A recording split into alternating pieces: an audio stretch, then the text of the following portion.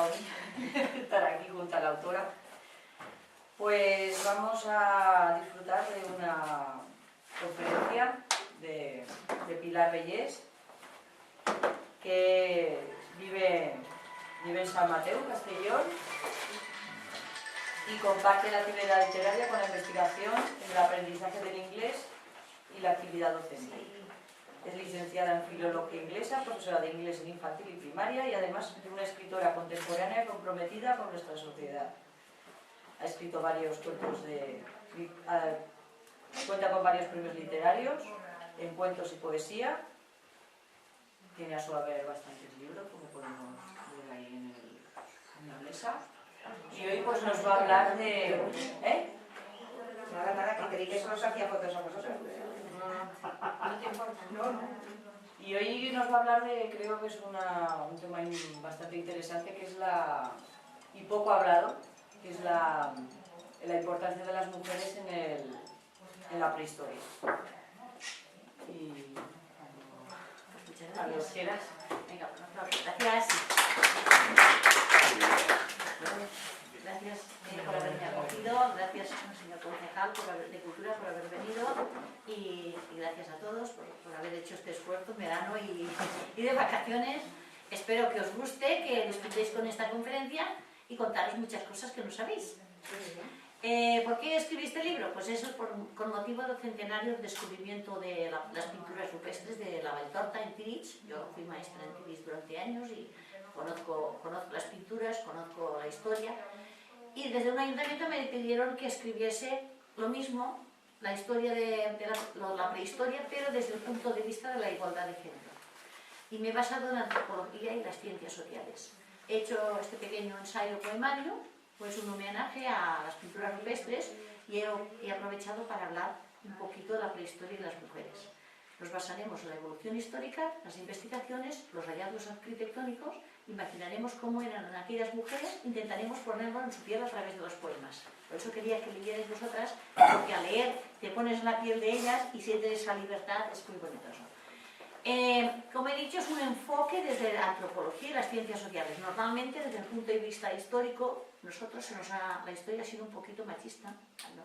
Las mujeres no hemos salido demasiado a la historia. Entonces me basaré en los estudios de dos mujeres, que son Elena Bonet, la directora del Museo de Valencia, y Margarita Sánchez Romero, que es profesora y arqueóloga. Y también la obra de Francisca Martín Cano, del matriarcado y patriarcado. Veremos cómo se pasó del matriarcado de la prehistoria al patriarcado actual. Y veremos también un poquito la edad antigua, las primeras civilizaciones, cómo vivían las mujeres en las primeras civilizaciones de la edad antigua. La primera parte es la mujer y las pinturas rupestres. Como he dicho, las pinturas de Philip, la Valtorta, hace 100 años, fue un pastor que se llamaba Alberroda, iba con su ganado y se metió en una cueva que estaba lloviendo y observó que allí había unas pinturas. Dijo, anda, caballos, hay caballos pintados en la roca. Se fue al ayuntamiento a buscar a las autoridades, los analizaron y resultó que eran cabras. Pero bueno, el nombre se ha quedado, la cueva de los caballos. Y esa cueva, veis el dibujo ahí, son una serie de animales, hay arqueros, y forman lo que se llama ahí lo veis, el dibujo, el Parque Cultural Valtorta Casulla. Sí que os diré que hay una figura, como antes hemos comentado, había una época que no estaban protegidas las pinturas rupestres y la gente las cortaba y se llevaba a casa. El arquero fue robado en los años 30 de la Cueva de los Caballos, y ¿qué pasó? Que alguien lo vendió, se llevó a casa, luego lo vendió, y Agustín Durán y Sampere, que era un historiador, lo encontró en una subasta en Francia y lo compró. Y se lo cedió a Cervera, a su pueblo. Y el pueblo de Cervera se lo ha cedido a Tirich, ya lo tienen en el museo como emblema del centenario. Y bueno, toda la Generalitat lo ha elegido como el anagrama, lo ponen, la figura del arquero aparece en todas partes. Entonces, le he dedicado un poema al arquero. ¿Quién tiene el poema del arquero? Número 1. Venga. ¿De dónde venías, arquero? Tal vez de un día de caza o de una terrible guerra tribal de la que saliste ileso. En los años 30 fuiste robado de la Cueva de los Caballos, Agustín Durán y Sampere te compró y el parque por fin te recuperó. Por ello has sido elegido anagrama para el centenario y tu gente siente orgullo de lucir a su arquero. Sí, arquero, por fin estás donde tienes que estar. Gracias a la buena voluntad te hemos podido recuperar. Pues eso, el Parque Cultural Baltauza Casulla está principalmente en Zürich, pero hay otros pueblos que tienen pinturas de este parque, como son Albocácer, en la Abril de Centelles, o Cuevas de Vinromà, La Saltadora, o en Zürich ya lo he dicho, Ares del Maestrat, Benassal, Vilafranca, la Sierra en Carterán, Vilar de Canes, Catí. Yo estas vacaciones, como soy profesora, he dicho, pues me voy a ir por todos los pueblos a hacer la conferencia. Y como Alacón también tiene pinturas rupestres que pertenecen al arco mediterráneo, pues aquí estamos en Alacón haciendo la conferencia. Digo, bueno, ¿qué es arte rupestre? Si os cuento un poquito para introducir qué es el arte rupestre. Son los restos que han quedado de la actividad humana y a través de pinturas grabadas en la roca. Hay dos zonas principalmente, que es todo el arco mediterráneo y toda la zona levantina que se llama, y después está la zona franco-cántabra, en el norte. Nosotros, nuestras pinturas de aquí de Alacón, al igual que las de Zürich, son del arco mediterráneo. Arte rupestre en España, ¿quién la tiene? Yo creo. Arte rupestre en España. El Parque Cultural Baltauza Casulla pertenece a la pintura levantina, hombres que salen a cazar y mujeres en plena danza. Gran patrimonio de la humanidad, el arte rupestre en España, las cuevas de Altamira, en la zona franco-cantábrica.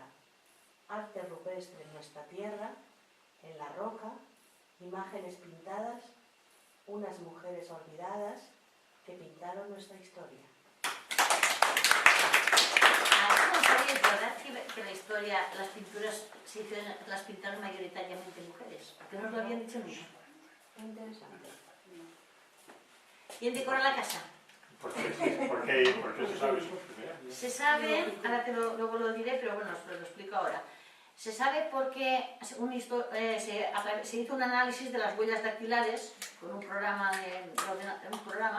y salieron que la mayoría de las huellas que salían en las pinturas eran huellas de mujer. Es un análisis que se ha hecho recientemente, ahora os lo explicaré un poquito. Bueno, lo dicho, explico un poquito la prehistoria. Fijaros, lo que voy a contaros es la prehistoria. Estamos hablando de una época que todavía no se escribía. Por tanto, esto, como vosotros cuando veis un cuadro, si lo ven diferentes personas, lo interpretan de formas diferentes. Pues la prehistoria también se puede interpretar de formas diferentes, porque nos basamos en los restos arquitectónicos, nos basamos en las pinturas, pero las interpretaciones varían. Entonces yo os voy a dar diferentes interpretaciones para que vosotros quedéis con las que queráis. Como he dicho, al principio lo explicaré por encima. El paleolítico era la época que eran nómadas, que iban de un sitio para otro, la gente no tenía casa fija, usaban útiles de piedra, de hueso, ya dominaban el fuego, cocían los alimentos. Luego vino una época de intercambio, que es mesolítico, y luego el neolítico, que es la época que dominaba la agricultura y la ganadería. Eran sedentarios, ya tenían un sitio fijo para vivir, ya tenían animales, tenían sus tierras, ya usaban los metales, y también lo que es muy importante, ya desde el principio, tanto el paleolítico como el neolítico ya enterraban a los muertos, por cuestión de higiene. Entonces, el Parque Cultural Baltauza Casulla, y también esto de aquí, de Teruel, pertenece al mesolítico y a principios del neolítico. Vamos a ver, paleolítico. El paleolítico, como he dicho, se refugiaban en cuevas o abrigos rocosos, pintaban muy al interior de las cuevas porque hacía mucho frío. Entonces las pinturas rupestres de la cueva de Altamira, en Cantabria, son pinturas del paleolítico y están en el interior. ¿Qué ocurre? Que al estar en el interior se conservan mejor porque la intemperie no llegaba allí, y son animales grandes. Si veis ahí el enorme búfalo, son animales grandes, solo aparecen animales en el paleolítico. En cambio, en el neolítico, que son aquí de la zona de Levante y de Teruel, es la época posglaciar, que hacía más calor y se pintaba en el exterior. A lo mejor hacía una pequeña cueva, pero quedaba al exterior, no estaba en el interior. Son actividades con la caza y con actividades rituales. La diferencia del paleolítico es que las figuras humanas son esquematizadas. Los hombres son así, parecen las 4 líneas y hay arcos, hay de todo. hay paisaje, hay animales, aparece todo el paisaje, están mucho más elaboradas que las del Paleolítico. Y entonces, deciros que todas estas que estamos viendo, y las mujeres pertenecen al Neolítico. Las mujeres en esta época, ¿cómo eran las mujeres? Eso también lo queréis saber, ¿no? Pues sí, es interesante. Pues eran totalmente libres, no estaban atadas a ninguna obligación. En el Paleolítico no existía el concepto de familia. Aquello de la familia, tú tienes que quedarte allí, tú tienes que hacer esto, no. Se vivía en clanes, en grupos. Entonces, en un principio, las mujeres eran altamente consideradas, se las trataba como diosas porque aún no habían descubierto que el hombre intervenía en la concepción. Entonces, aquello era como un regalo de los dioses, que las mujeres tuvieran hijos. Y eran ellas las que se encargaban mayoritariamente del sustento familiar, porque se cazaba muy poco. Entonces, era mayoritariamente recoger plantas y de guisarlas. Entonces, las mujeres no tenían ninguna atadura. Y los hijos que se tenían eran hijos del grupo. Todo el mundo custodiaba y vigilaba a los hijos. Y la mujer, cuando quería, al igual que el hombre, cuando quería irse a cazar, iba, volvía cuando quería. No había ataduras. Mujeres salvajes libres. ¿Quién lee esta? Yo. Tenían economía depredadora, vivían en tribus nómadas, usaban la piedra tallada, eran cazadoras y recolectoras. Las mujeres del Paleolítico se refugiaron en cuevas, dominaron el fuego y pudieron cocer la comida. Había división del trabajo para la supervivencia del grupo y hacían ceremonias y ritos con ajuares funerarios. Las Venus paleolíticas, sus pequeños estatuillas, símbolo de la fertilidad, bendición de la Madre Tierra. Ellas, salvajes y libres, desaparecieron ya buscando otro paraje. ¿Dónde habrán ido a parar? Bueno, pues en Alacón también tenemos una cueva del tío Garroso. Luego, si quieres comentas un poquito, porque veo que tengo gente que está documentada el tema. Yo he buscado un poquito de documentación, pero pues la podéis ampliar. La cueva del tío Garroso, hay pinturas rupestres prehistóricas y que se consideran muy bellas. Es uno de los símbolos del Parque Cultural del Río Martín, y el gigante es una de las fue descubierta recientemente porque es muy grande, la representación más grande del arte levantino. Normalmente los arqueros son pequeñitos, pero este es enorme. Y también podemos encontrar hombres, mujeres, animales como ciervos, cabras, también aparecen huellas de dedos, aparecen huellas de mano, aparecen puntos y figuras geométricas, signos que no se sabe muy bien lo que son. La cueva del tío Garroso, como he dicho, es muy importante aquí en el patrimonio cultural aragonés y está dentro de los bienes del interés cultural. Una poesía aquí tenemos unas imágenes y una poesía para el arquero del tío Garroso. Una de las pinturas rupestres más bellas es el arquero del tío Garroso, el gigante recientemente descubierto, la más grande representación humana. Dentro del arte levantino español tiene 83 figuras pintadas, en tonalidades de rojo y negro. Se pueden encontrar figuras humanas, animales como cabras y ciervos, puntos, dedos, huellas de manos, signos esqueléticos, angulares y geométricos. El tío Garroso es una cueva donde hay mucho que ver, bien de interés cultural dentro del patrimonio aragonés. Bueno, también en el Paleolítico, ¿verdad que nosotros usamos nuestras medallitas o nuestras piedras para que creemos que nos protegen de...? Pues también en el Paleolítico tenían sus pequeños símbolos que ellos consideraban que les protegían o les daban suerte. Se llama arte mobiliar, pequeñas estatuitas de piedra, de hueso, de marfil, que llevaban siempre con ellos porque creían que así les producía fertilidad o que así iban a cazar más o así no se iban a morir por ninguna enfermedad. Entonces esas pequeñas estatuillas, por ejemplo la que veis ahí en el dibujo, esa es la Venus de Willendorf. Es una mujer muy grande, que la cara no tiene cara, fijaros que tiene la cabeza redonda, no tiene ninguna cara, y las partes del cuerpo relacionadas con la fecundidad, los pechos y las caderas están muy exageradas. Entonces eso quiere decir que es un símbolo de la fertilidad. Ellos creían que llevando estas figuritas con ellos iban a tener hijos, no se iba a acabar el grupo, porque claro, en aquella época fijaros que cualquier enfermedad que cogían podía acabar con una tribu. Entonces ellos creían que la enfermedad era algo de los dioses, algo que venía y tenían que protegerse contra la enfermedad pues, con sus símbolos religiosos o con sus símbolos de suerte. Y en la Venus, por ejemplo, esa es una de esas figuras. Yo también quiero una de esas figuras. ¿Tienes una? Sí. Quiero una de esas figuras para que me dé suerte. Ella me traerá fortuna y me protegerá de la muerte. Empezaron a esculpir la piedra, el hueso o el asta. Fabricaron sus figuras con barro, madera o marfil. Amuletos que pesaran poco y con ellos poder llevar para que les protegieran y les proporcionaran alimento.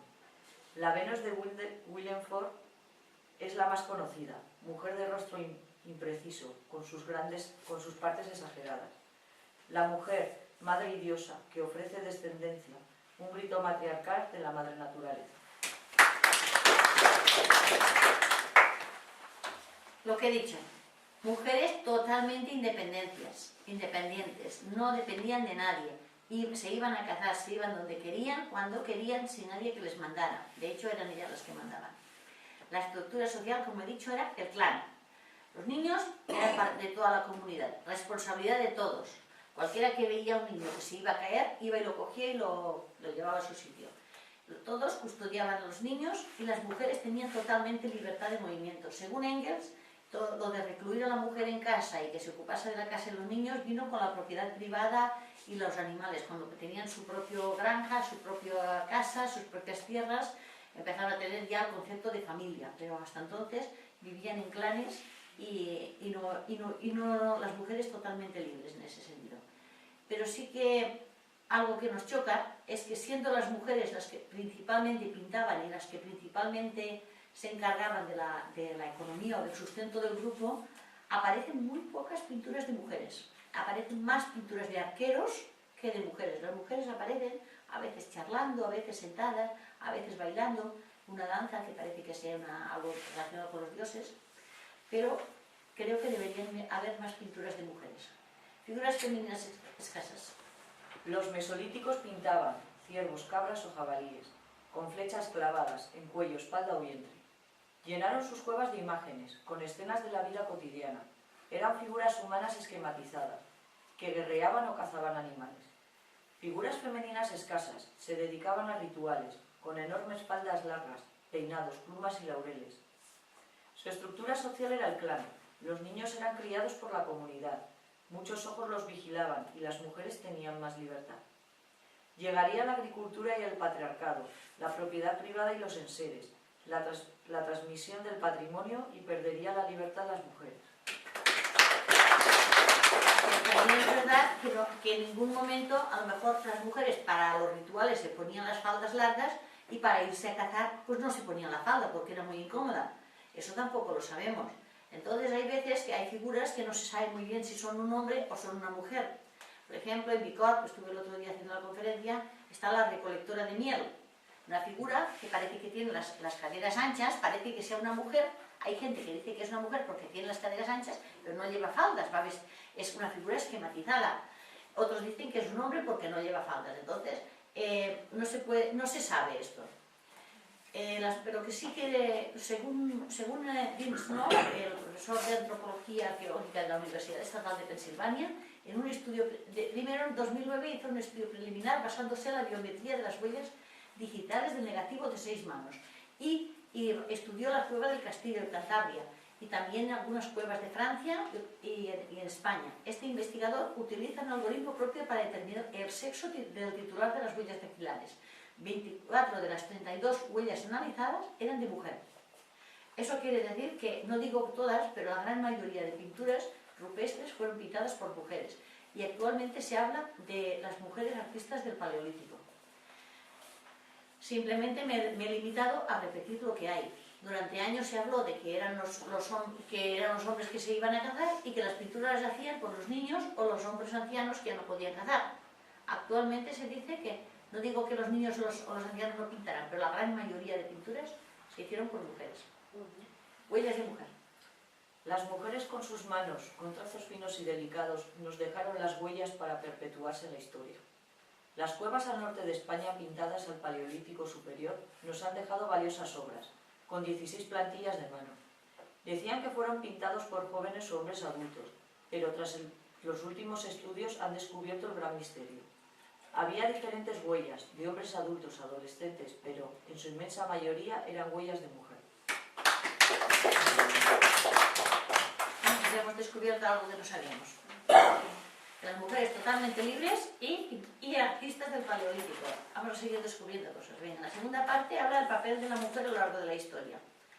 Tradicionalmente se nos ha dicho que, bueno, que los hombres se iban a cazar, que las mujeres se quedaban en casa cuidando de los niños y el fuego, pero en la actualidad esa teoría también se está cambiando. Dicen que los grupos paleolíticos casi no se cazaban, solo ocasionalmente, y que vivían mayoritariamente de la recogida de plantas y de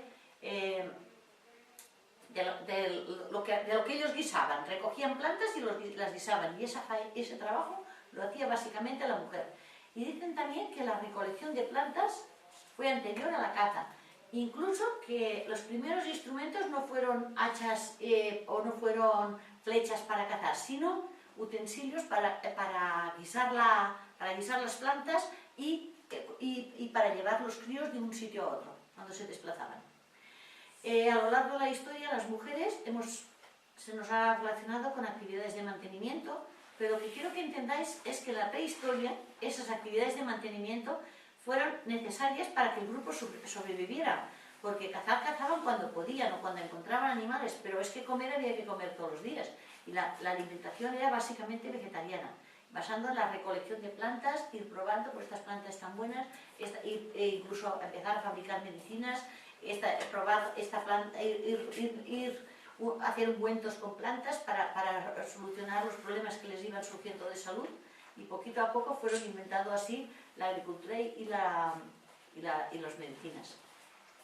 Quisiera resaltar un poco las labores de mantenimiento que realizan las mujeres del Paleolítico. No había mucha caza y había que comer. La encargada de recoger plantas era siempre la mujer. Ella mantenía a todo el grupo, aseguraba la supervivencia, cuidaba y educaba a los niños y preparaba las medicinas. El trabajo de la mujer era esencial para la subsistencia de la sociedad, pero todos le quitaban importancia a todo lo relacionado con el hogar. El reparto de los roles siempre estuvo condicionado a la maternidad de las mujeres y a su atención los primeros años. La mujer fue quedando relegada a labores de mantenimiento, aunque eso no quita importancia al trabajo que estaba haciendo. Bueno, ¿cómo eran las antecesoras de la mujer actual? Pues bueno, todos, hombres y mujeres, participaban de igual manera en la caza y la obtención de alimento. Cada uno hacía lo que mejor se le daba. Si uno era más fuerte, pues se iba a cazar el animal más grande. Otro era más débil, pues cazaba otro animal más pequeño. Pero todos tenían la caza y la pesca y la recogida de... Los hombres también podían participar en la recogida de las verduras. De hecho, hay algunas pinturas de hombres con una cesta que vienen del campo de recoger la fruta y la verdura. Estamos otra vez que no sabemos si es un hombre o una mujer. Hay figuras de recolección de fruta. Se ha pensado tradicionalmente también que las mujeres estaban continuamente embarazadas y no se podían ir a cazar porque no se lo impedían. Pero actualmente se pone en duda porque en los grupos paleolíticos, ¿qué ocurría? Que no había mucho alimento. Entonces aquellos grupos no podían aumentar la cantidad de... Tenían algunos críos, pero muy pocos, para que no aumentase tanto el grupo, porque si no, no tendrían suficiente para comer. Entonces esa necesidad de mantener el grupo, hay también un control de la natalidad ya en el Paleolítico para evitar que tener tantos hijos. Y es importante eso, el papel de la mujer, esa mujer fuerte y libre, y totalmente libre en el Paleolítico. La mujer primitiva era mucho más fuerte y agresiva y decidida, y también inteligente. Era considerada por el hombre importante en la sociedad, rápida, diestra e inteligente, y tenía más masa corporal. Para cazar, igualdad en el grupo, respeto y colaboración, confianza entre los compañeros, estrategia y concentración. Cada cual hacía lo que mejor se le daba, no había abusos de poder. Como era esencial para la supervivencia, se valoraba el trabajo de la mujer. La La mujer altamente considerada, como he dicho, porque era la matriarca, era la que proporcionaba alimento a toda la comunidad y la que organizaba y tenía todo el poder, digamos, tanto religioso como económico. En el Neolítico, que es cuando se asentaron ya en casas, la mujer hizo un gran papel porque fue ella la que fue organizando las primeras técnicas de agricultura, las transformaciones de producto, los primeros medicamentos, la que fue experimentando con las hierbas hasta que consiguió, básicamente fue la mujer, la cerámica con minerales, los vestidos, curtido de pieles y empezar a hacer vestidos, eso fue a base de practicar, de hacer pruebas, hasta que lo consiguieron.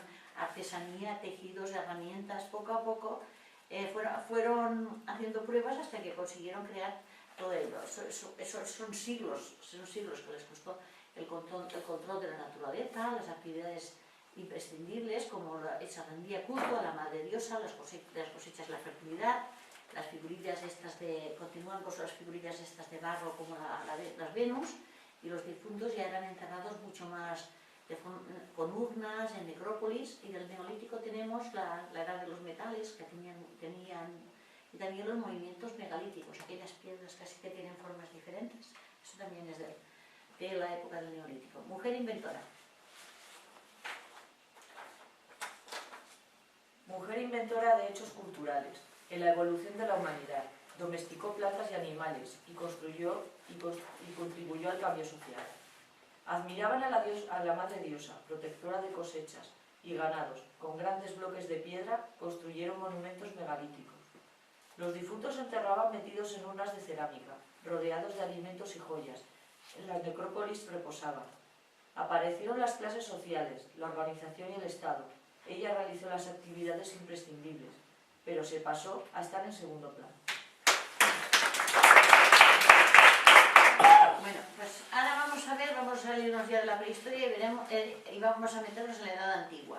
Veremos un poquito las primeras civilizaciones de la Edad Antigua, cómo vivían las mujeres.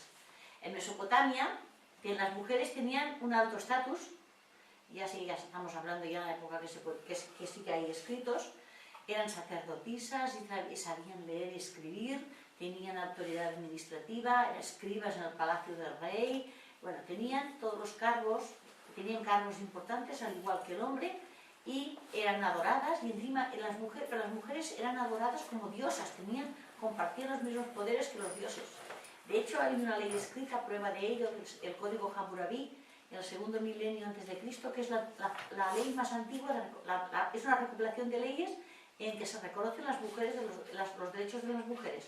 Más adelante, a partir del siglo III de nuestra era, ya desaparecen esos derechos. Pero en esta época, en Mesopotamia, las mujeres, estando casadas o sin estarlo, podían comprar, vender, transacción de más alto nivel, podían comprar y vender esclavos, inmuebles, tierras, arrendar, testificar, pedir préstamos, representar jurídicamente a otras personas.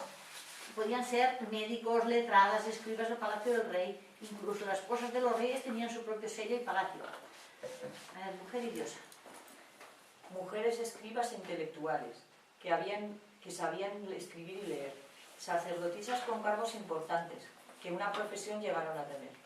Estaban equiparadas a los dioses, se agrupaban en forma de tríada, componentes de familias reales, ejercían autoridad administrativa.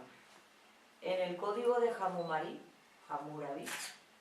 fue la más antigua recopilación de leyes. Tenían facultad para comprar y vender y reconocían los derechos a las mujeres. Las trataban como diosas en algunas ciudades y con ellos compartían poderes y como ellos eran adoradas. Bueno, pues en Egipto vamos a ver cómo vivían las mujeres en Egipto. También tenían un alto grado de independencia y libertad.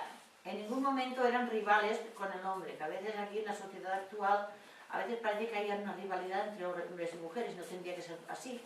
En Egipto no era así, en el antiguo Egipto estoy hablando. Ellas podían alcanzar la cima de poder, incluso podían ser faraonas o sacerdotisas.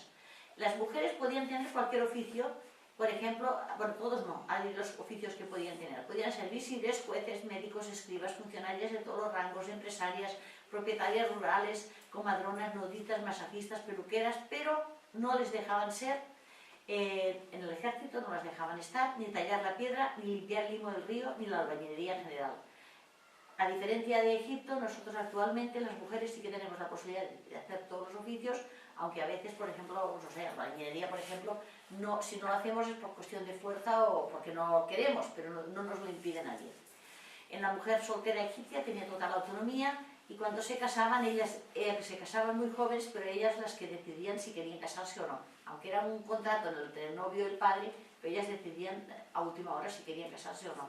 Y si se divorciaban, volvían a recuperar lo suyo. Por desgracia, a partir del siglo III de nuestra era, esos derechos se fueron perdiendo y a partir de ahí ya las cosas cambian. A ver, ¿quién tiene mujer independiente y libre? Yo. Venga, ¿quién más quiere leer? ¿Queréis leer? ¿Qué más queréis leer? Sí, Pues ¿veis dejo, ahí? Yo quiero leer. Venga, pues, ¿lo ves desde ahí? Venga. ¿Lo ves? Sí. Venga. Mujer independiente y libre. Mujer independiente y libre. Nunca fue del varón rival. Podía alcanzar altas cimas de poder, incluso el faraónico y el sacerdotal. Mujeres visires, jueces o escribas, de todos los rangos funcionarias. Propietarias rurales y empresarias, pero del ejército eran vetadas. No se las perjudicaba En el divorcio. en el divorcio. Y si enviudaban, de repente heredaban sus propiedades y no perdían su derecho. El poder de las mujeres disminuyó a partir del siglo III de nuestra era. Aquel sueño de poder desapareció y poco a poco perdieron su libertad. Después también tenemos en Grecia. Esta nos gustará tanto, pero por lo menos a mí no me gusta tanto. Porque aquí en Grecia no se conoce, esa libertad en Grecia no se conoce. Lo primero que se conoce de Grecia es que las mujeres estaban en el ámbito privado, la casa y los niños. Llegaban a la edad adulta, se las pasaba, digamos, de casa del padre cuando se hacían adultas a casa del marido, por un contrato entre el futuro esposo y el padre. A ella no le preguntaban, el padre aportaba la dote, y si se divorciaban, ellas no podían pedir el divorcio, lo tenía que pedir el padre o el marido. A la mujer se le exigía pues total fidelidad, del marido no dice nada. Luego solo salían del domicilio de casa, solo las dejaban salir de casa cuando iban a adorar a los dioses que fueran, pues, iban a las funciones religiosas, salían de casa. Y bueno, las mujeres rurales trabajaban sus tierras con los maridos y vendían lo que les sobraba, los excedentes de producto, lo que les sobraba en las tierras, lo vendían al mercado. Y las mujeres de buena familia no trabajaban, tenían sus criados que se reunían en la habitación que se llamaba gineceo. Allí bordaban, cosían y se charlaban, pero tampoco salían a la calle, digamos. Entonces, también algo muy triste en Grecia es que no había escuela para chicas. Había escuela para chicos, pero no para chicas. Entonces, las chicas aprendían, si eran de buena familia, se podían permitir, o las madres lo transmitían a las hijas, entre hermanas, iban enseñando, iban aprendiendo a leer y escribir en ámbito privado. Pero en la escuela pública, no. Hay algunas, por ejemplo, está la poetisa Safo, por ejemplo, que hay algunas excepciones que sí que llegaron a escribir incluso poesía. Y en Esparta sí que existían escuelas para muchachas, pero ya digo, los trabajos domésticos los solían hacer las esclavas. El tema ese del alfabetismo era muy triste, que muchas mujeres, al no tener posibilidades, se quedasen analfabetas. Estamos hablando, no hace falta tanto, en la época de la generación de mi abuela, hay muchas mujeres de pueblos rurales que se quedaron analfabetas porque no les dieron la oportunidad de ir a la escuela. Entonces, la historia, por desgracia, se repite, tiene altibajos, hay veces que tenemos más libertad, épocas que hemos tenido menos, no es lineal la historia, pero en el siglo XX hay muchos ejemplos de épocas peores, mucho peores que la antigua Grecia. Solo la casa y los niños. Mujer del ámbito doméstico, solo la casa y los niños. Llegaba a la edad adulta a través del matrimonio. De casa de su padre a casa del marido. Ella era un bien cedido con su respectiva dote. La mayoría de las mujeres crecían analfabetas y las que aprendían a leer aprendieron en casa. Trabajaban sus tierras e iban a la iglesia. No todas eran esclavas, pero tampoco había mucha diferencia. Bueno, hablamos de Roma. Roma no era tan exagerada como Grecia, pero también las dependían de sus maridos, la casa y los hijos. Los matrimonios se casaban muy jovencitas, con 12 o 13 años, y la boda era muy bonita, la boda romana. Las mujeres llevaban un vestido precioso, con sus trenzas, su diadema, su velo color azafrán. Las novias, entonces las mujeres tenían derecho a sucesión del padre y podían testar. ¿Qué ocurría? Que, bueno, ellas normalmente trabajaban, pues las pobres trabajaban cosiendo y lavando la ropa en casa de los ricos, y las otras pues estaban en casa con sus criados. Eran coquetas, algo que destaca un poquito, por ejemplo, cuando sí que las dejaban salir a la calle, por ejemplo, a los espectáculos públicos, las dejaban ir también a la iglesia, pero no mucho más ya. Y normalmente las mujeres eran coquetas, iban muy guapas, ellas siempre tenían aceites, iban a las termas a bañarse y tenían perfumes. Entonces, en esta época destaca sobre todo eso, lo coquetas y lo bien arregladas que iban las mujeres romanas. Y algo que choca también en la época romana es el divorcio. En aquella época el divorcio no era muy beneficioso ni para el marido ni para la mujer, porque ella perdía la custodia de sus hijos y él le obligaban a devolverle la dote al padre. Y ni ella quería perder la custodia ni él quería devolver el dinero. Entonces, adulterio, solución para ellos. Estaba prohibido por la ley, pero aún así en la época romana había mucho adulterio. La mujer romana. La mujer romana era mujer de su casa, de sus hijos cuidadora y por su marido protegida. El padre de la novia por ella decidía, concertaba su boda con el que su marido sería. Se casaban con una túnica, un velo color azafrán, un peinado tradicional, 6 trenzas y una diadema. A sucesión tenían derecho, y si quedaban huérfanas o viudas, recuperaban el derecho pleno sin nadie que las tutelara.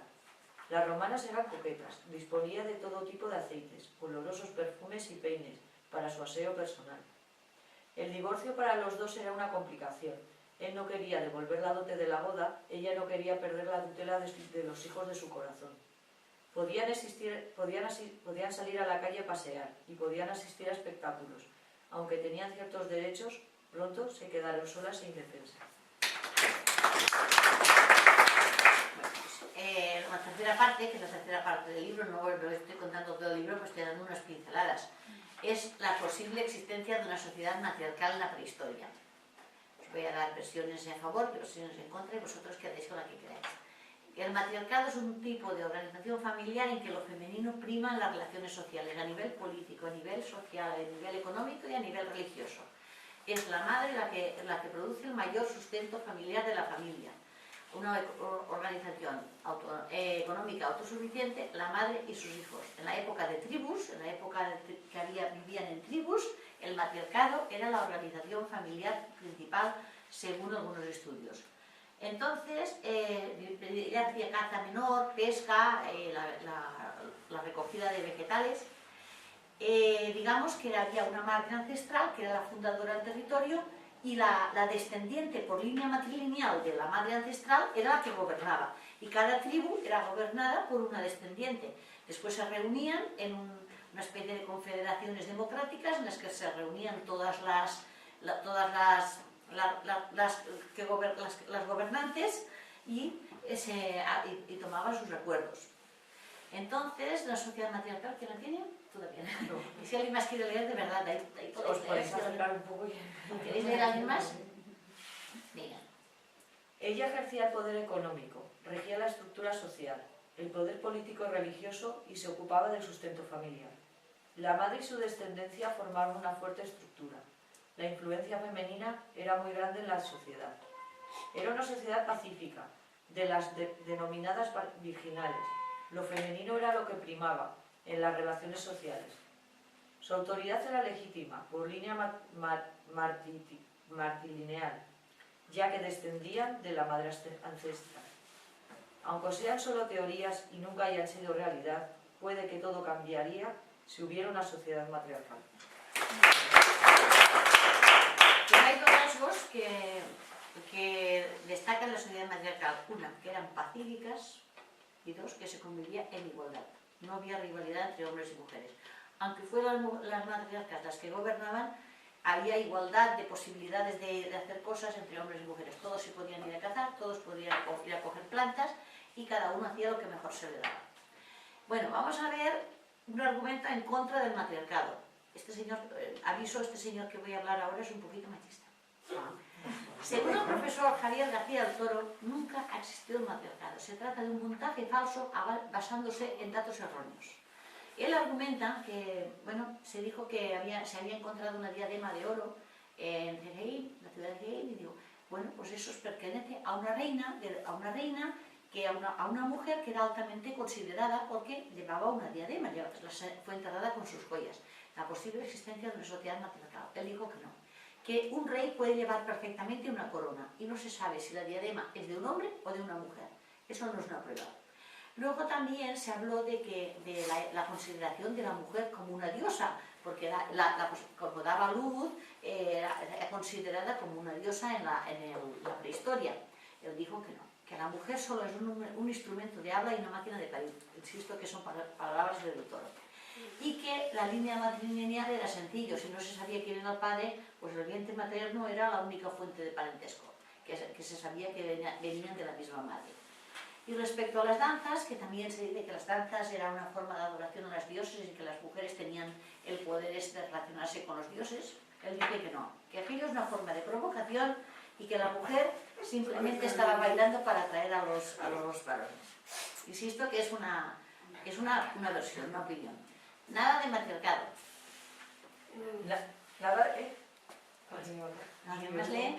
¿Queréis leer? Yo puedo leer otra vez. Venga, va, Sí, le puedes hacer por favor. Pero es que me voy a acercar porque es que no veo. Sí. Se me va un poco la... Otra que sale con las hojas de Nada de matriarcado. Nada de matriarcado, dice otra opinión. Las mujeres al cuidado de los hijos y la procreación. La mujer nada tiene que decir, sino obedecer al macho dominante y su vientre, una máquina de parir, trabajar y cuidar de su prole. Nada de línea matrilineal, poliandría y poligamia, el vientre materno, única línea de parentesco. Las danzas femeninas, una forma de provocación. La mujer una esclava, el matriarcado una ilusión.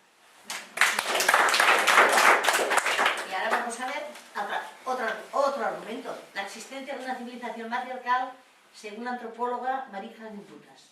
Es una arqueóloga y antropóloga que fue más allá y demostró la existencia de una sociedad matriarcal en la prehistoria. Dedicó toda su vida a hacer esta demostración y a hacer investigaciones al respecto.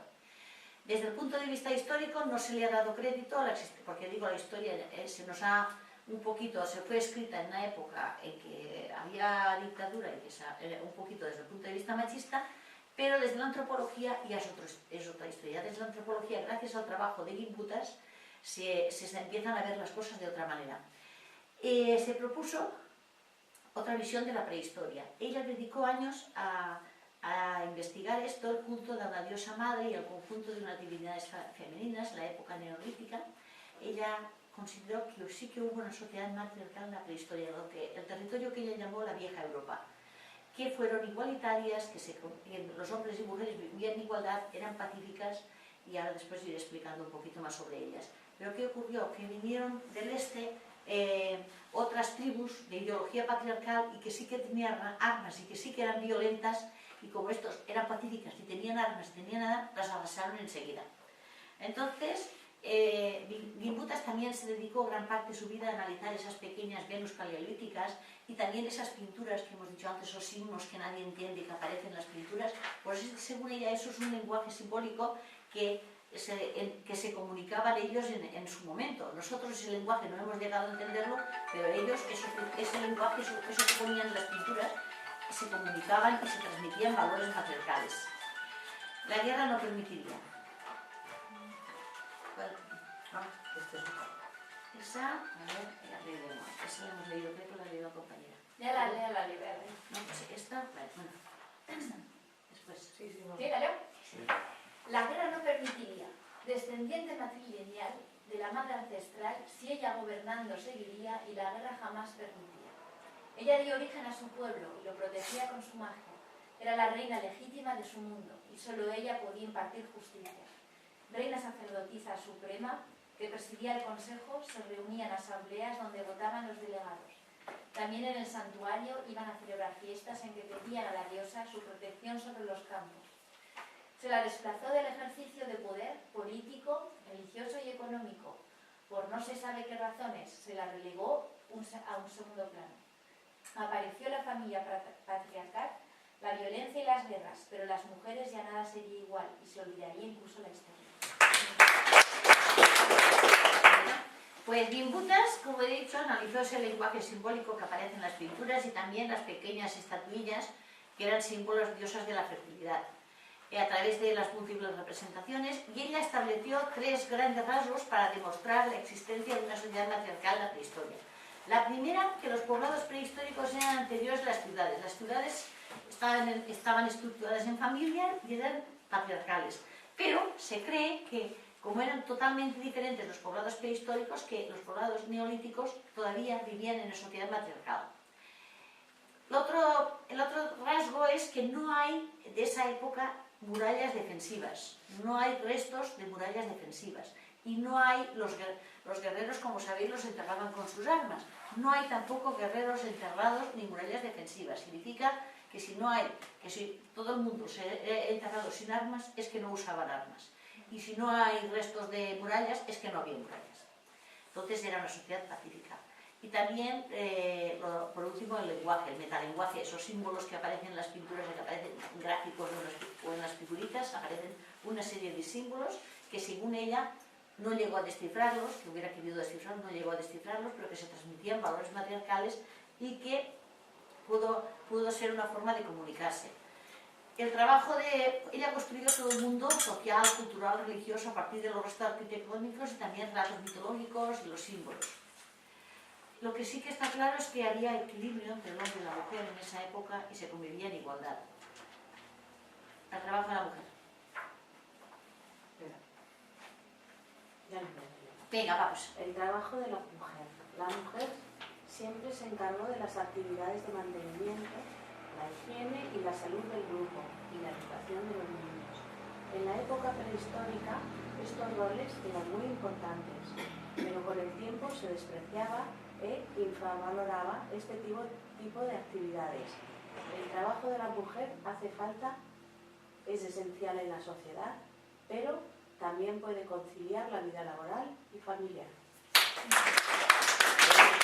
Actualmente nos gustaría que hubiera esa igualdad entre hombres y mujeres de la que hablan Gimbutas en la prehistoria, y que las mujeres pudiéramos trabajar fuera y que en casa se compartiera para que hubiera un poquito de justicia, ¿no? Eso que se dice, que poder conciliar la vida laboral y familiar y que tendríamos esa libertad para hacer nuestra vida tal, pero sin descuidar la familia, para que la familia estuviera cuidada también. Entonces ese modelo de la prehistoria pues nos gusta. Esas culturas, como he dicho, pues fueron desapareciendo porque los invasores que venían indoeuropeos, pastores y guerreros, que eran patriarcales, que eran guerreros y que iban a avasallar, enseguida consiguieron arrasarlos. El trabajo de Gimbutas ha quedado ahí. Unos lo han reconocido, algunos arqueólogos lo han reconocido, otros no. Por ejemplo, el prestigioso arqueólogo Joseph Campbell, estadounidense, sí que lo reconoció. Y bueno, lo que sí que ha abierto Gimbutas es unas puertas a otra forma de interpretar la historia. Esta conferencia que le estoy haciendo yo ahora, probablemente si no se hubiera hecho el trabajo de Gimbutas no tendría lugar, porque nadie se hubiera puesto a investigar. Él abrió las puertas a lo que se llamó las corrientes neopaganistas de la nueva era. Verlo todo desde el punto de vista de la igualdad. De hecho, en algunas universidades de Cataluña, en la Comunidad Valenciana no tengo esa noticia, pero en Cataluña sí que están haciendo ya, cuando los arqueólogos van a la carrera ya ven este tipo de estudios, ya les muestran todo desde el punto de vista de la igualdad, el papel de la mujer en la prehistoria, eso ya se lo muestran a los estudiantes de arqueología.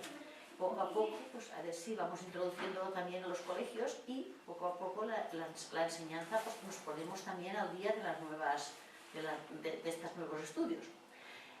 ¿Qué hay de verdad y qué hay de mentira en lo que os he contado? Pues que son interpretaciones. Tanto el profesor Del Toro interpretó lo que él creyó y Gimbutas también lo interpretó.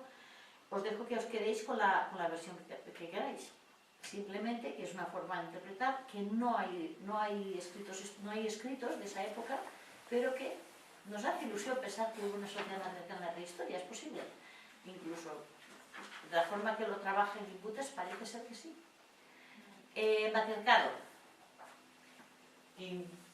Gimbutas tuvo que superar las convenciones y la falta de crédito. Tras una investigación multidisciplinar, demostró la existencia del matriarcado. Ella, la arqueóloga, incorporaría la mitología y religiones comparadas, junto a las fuentes históricas, a lo que llamó arqueomitología. Dice que las matriarcas existieron, daban de comer a los hijos, controlaban la recogida de alimentos y cuidaban de la salud del huerto. Madre, diosa y mujer, encargada de cazar, guisar y curar, tenía mucho que hacer. Las mujeres prehistóricas recogían alimentos y plantas, creaban sus medicinas y pintaban su arte en cuevas. La diosa naturaleza hacía que procreara. Ella a su prole criaba y, si podía, cazaba. Fueron sociedades pacíficas, con valores matriarcales. Usaban un metalenguaje y formaban parte de nuestra historia. Pues, ¿qué plantas cogían en el...? ¿Os habéis preguntado qué plantas recogían para alimentarse y para hacer medicinas? Pues según el sarro de las dentaduras de los neandertales que han aparecido, por ejemplo, en la cueva de Sidronte, se ve que tienen sarro y que comían mayoritariamente verdura. Aparecen restos de camomila y de aquilea. Aquí hay mucha camomila. Pues mira, para alimentarse la usaban y para curarse. La camomila para las afecciones de los órganos del aparato digestivo, cuando les dolía el estómago o se constipaban, y también la aquilea para curar las heridas y las hemorragias. Cuando se iban a recoger algo, si hacían alguna herida, pues usaban estas plantas para curarse. Según la arqueóloga Linton, dice que la relación entre la madre y los hijos era la célula social más importante y que se alimentaban básicamente de vegetales. Después empezaron a cazar, pero al principio empezaron con la alimentación vegetariana. Y también en la península aparecen en otras cuevas paleolíticas cola de caballo. Era para estimular la producción de orina y para remineralizar los huesos y cortar algunas hemorragias. Porque, bueno, hay más plantas, pero las principales, las que sí que se ha probado que quedan restos, son esas tres. Y tan bueno, se creía que las enfermedades era como una magia, que les caía, era algo magia, una cosa de los dioses. Poco a poco pues fueron descubriendo que el cuerpo pues, según crea infecciones y que se podían controlar y tal, pero al principio se creían que era algo mágico. A veces esa creencia pues, ha perdurado en algunos ambientes. La caza escaseaba. No, tiene pintado un dinosaurio. ¿Quieres leer? No, que tiene pintado ese dinosaurio. No, eso es un dibujito de unos críos. Pues que vale. Pero el dinosaurio no sé Eso vale. no sé si es eso. Es un dibujito de ¿Esa los es una de las críos. dos? Es una de las dos. Comía poca carne. No, comía carne, comía carroña. La carne era muy complicada, ¿eh? Eso sí, es verdad. Comía carroña, Eran carroñeros, efectivamente. Carroñeros. Si atrapaban un animal que estaba medio devorado de otro, cogían y se lo llevaban para casa. Claro. Y si era un animal que se despeñaba, igual. Y claro, eso era peligroso porque ese animal podía tener alguna infección y claro, venían Carroñeros. Y bueno, luego lo de las enfermedades, quiero decir, hasta hace muy poco y por la religión muchas veces se podía llegar o sea, se decía, te ha tocado esto, es un castigo divino. O sea, eso hace, quiero decir, muy poco, ¿eh? Ese concepto ha continuado. Es que los curanderos también, que es otra que ha perdurado. La caza escaseaba. Comían poca carne, la caza escaseaba. Los hijos y las madres se alimentaban de plantas. Pronto aprendieron a distinguir las propiedades de las plantas, la carne era difícil de conseguir y se alimentaban de forma variada. En las cuevas paleolíticas había cola de caballo para la producción de orina y fortalecer los huesos. Los clanes primitivos usaban mucho las plantas para fabricar medicinas y alimentar a sus hijos. Con el caballo todavía existe la cola. Mi madre es de las que recoge sus plantitas, las tiene archivadas. De las pocas que yo creo que es un libro que existe por aquí en la cola de caballo. Sí, la cola de caballo y las... Mi madre No hay nada con camomila, ¿eh? Dice que No, de roca. Se derroca otra cosa. Se de roca y Pero camomilla, bueno, yo aquí no he cogido, pero en esta zona de Teruel hay mucha En Alacón hay En abrótano, yo abrótano. en el Alacón no he cogido nunca, pero camomilla por Sí. otros pueblos de por aquí. Sí, que yo se sé llama camomilla, pero en Alacón no hay camomilla. La cola y poleo también hay. ¿Y la cola de caballo? ¿Dónde? Yo de El pequeña- molino La bajo, que cola en la de puntada del molino molino bajo. bajo, Sí, en el molino allí bajo hay, mucho. a ver, aquí se llaman saquinete, porque puedes sacarla y volverla a poner otra vez. Eso es un helecho. Sí. Bueno, en los campos cuando se da el éxito menor, eso ni con herbicida. O el aloe vera. El aloe vera en mi pueblo es una cosa que todo el mundo tiene su plantita de aloe vera y se hace una idea y que se desafrota con aloe vera. Y no era aloe vera. Aquí no hay. Pero nosotros lo tenemos, pero a nivel de jardín, no tenemos la macetita de aloe vera. Mira, aquí hay Claro, una Porque hay planta. muchísimos que tienen loca. El té también. Aquí hay una planta que florece con una flor amarilla y es una cabezuela, es un abrótano macho y en una mesa antipagadas. Esa es la familia de la manzanilla. No, ¿Pero de qué habláis ahora? ¿Del té de roca? No. ¿De qué habláis? De la cabezuela. Está la manzanilla y la Le camomilla. llaman de Aragón, porque se da mucho en Aragón. Pero no es. Pero eso no es venenoso. Eso es muy amargo de tomar. Es que había oído que Y para lavarte también, tal. Pero a ver, no tiene nada que ver. O sea, que no es que hay zonas que sí, que sea camomila, nada más, camomila. Pero aquí se confunde mucho manzanilla. La manzanilla la Eso es una usaban brota. para poner las aceitunas, cuando se recogían las aceitunas, para ponerlas en botes con agua y le ponían un poquito de manzanilla para que tuvieran más buen sabor. Eso también lo he visto, mi padre lo hacía. Le gustaba todos los años recoger unas aceitunas y... Bueno, pues eso. Infecciones, ¿qué enfermedades había en la prehistoria?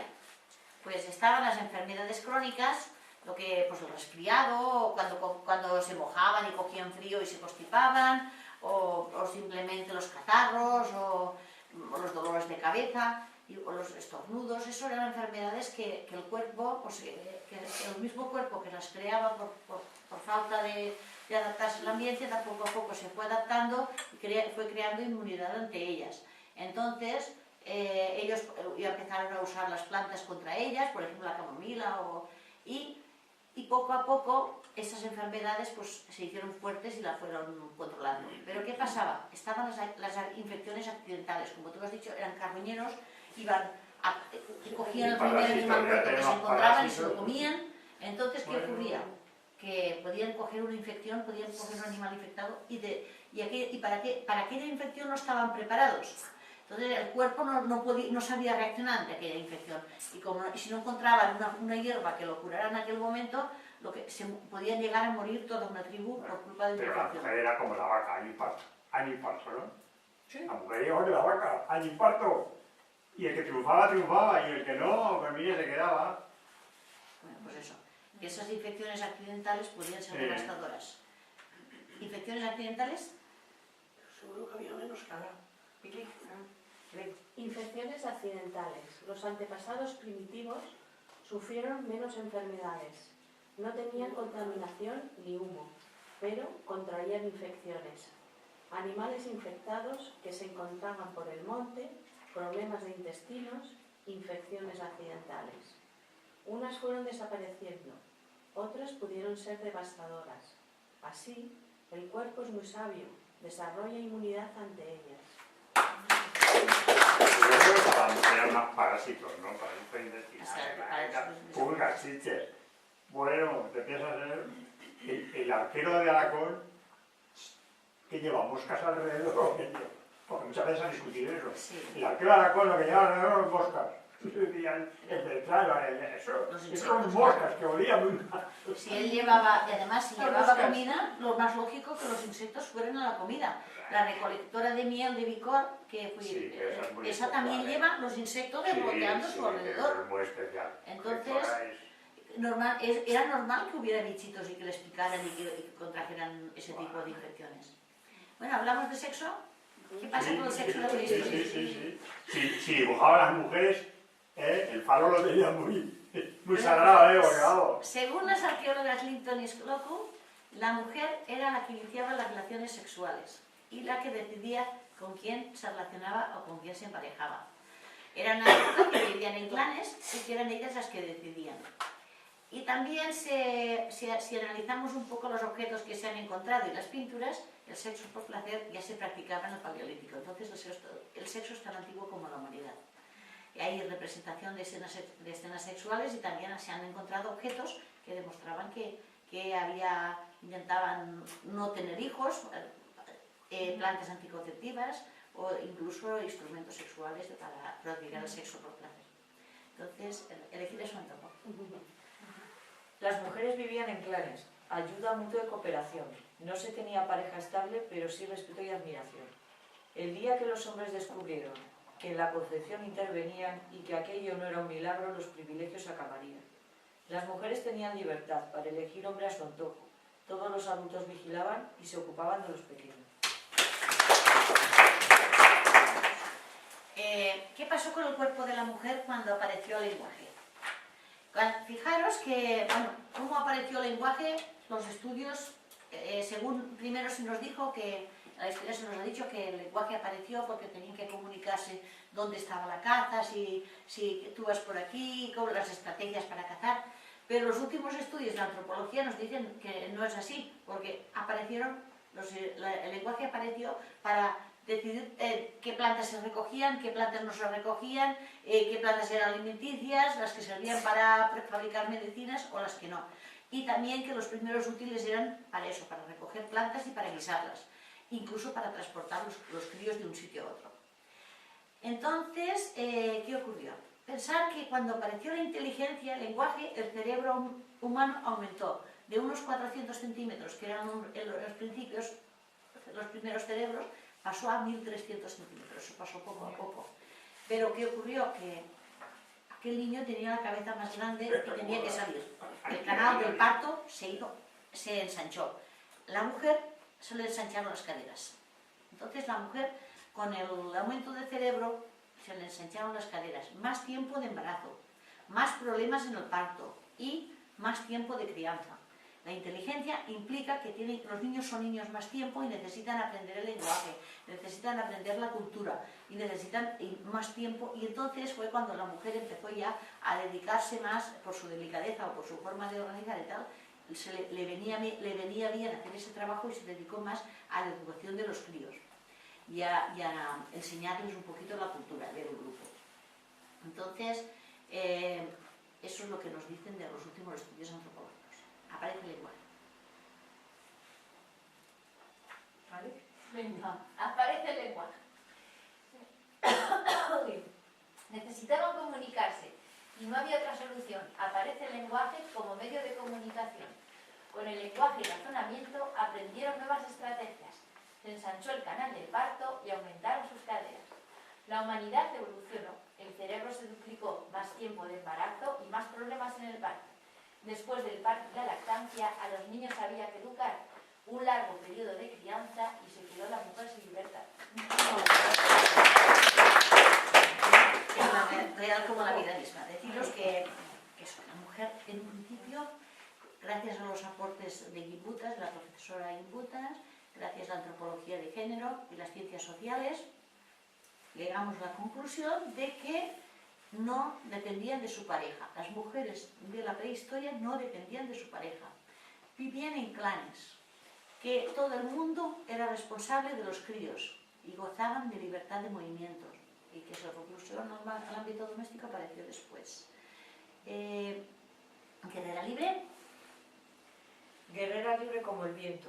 Era la mujer de la prehistoria. Gozaba de libertad de movimientos y en su clan era respetada. Sociedad más igualitaria para las mujeres al principio de los tiempos. Más adelante aparecerían obligaciones y se quedaría en el ámbito doméstico. Mujer salvaje guerrera. ¿Qué poco tiempo disfrutaste tú de tu libertad? Se aprovecharon enseguida de tu organización y voluntad. ¿Cómo apareció el patriarcado? Estábamos en una sociedad matriarcal, en la prehistoria. Teorías. ¿Cómo apareció? No se sabe porque no está escrito. Unos dicen que cuando empezó la agricultura y la ganadería hubo más producción, la gente se volvió ambiciosa y digamos que los que tenían ideas patriarcales y guerreras fueron arrasando a las tribus que eran más pacíficas y se quedaron los valores patriarcales. Otros dicen que fue el hombre que empezó cuando el hombre descubrió que intervenía en la concepción, pues dejó de tratar a la mujer como una diosa y empezó a intentar dominarla. Otros dicen que fue un proceso natural, que poco a poco la mujer, por su rol, por su organización y por su delicadeza con los críos, fue dedicándose más a educar a los críos y a quedarse en casa, digamos, y el hombre que tenía más fuerza pues se fue a cazar por un motivo que sea. ¿Cómo? No lo sabemos cuál de todas las teorías es cierta ni cómo es el origen del patriarcado. Esas son posibles teorías. ¿Qué hubiera pasado si siguiéramos una sociedad matriarcal? Yo creo que la violencia de género que hay actualmente no existiría. Esa necesidad de dominar a otra persona o de no tratarla de un igual a igual, esa idea es algo que intentamos hacer desaparecer del mapa porque todos somos personas y todos debemos ser tratados con esa dignidad. Y que, bueno, no digo que, por lo menos en mi opinión, no existiría la violencia de género si hubiera una sociedad matriarcal. Venga, aquí algo de aparición del patriarcado, un poema. Vale, ¿es alguna de las dos? Otra vez. Vale, tú. Venga, esto. Aparición del patriarcado. Por una serie de cualidades, el macho hizo uso de su fuerza. Encontró la forma de sublevarse y la mujer perdió importancia. La agricultura apareció y con el neolítico la ganadería. Con la idea de posesión, las mujeres en casa se quedarían. ¿Qué hubiera sido de nosotros si continuara la sociedad matriarcal? Tal vez no hubiera violencia de género y se conviviera en igualdad. No, ahí no es una Amazonas Sí, que eso saben de caña, sociedades matriarcales, existen actualmente sociedades matriarcales. Es otra de las Son pruebas. buenas guerreras, por lo visto, estas, Pues, existen sociedades matriarcales actualmente. Y bueno, pues, y acabo diciéndoos que las mujeres, por lo menos yo pienso que la historia nos ha dejado un poquito olvidadas.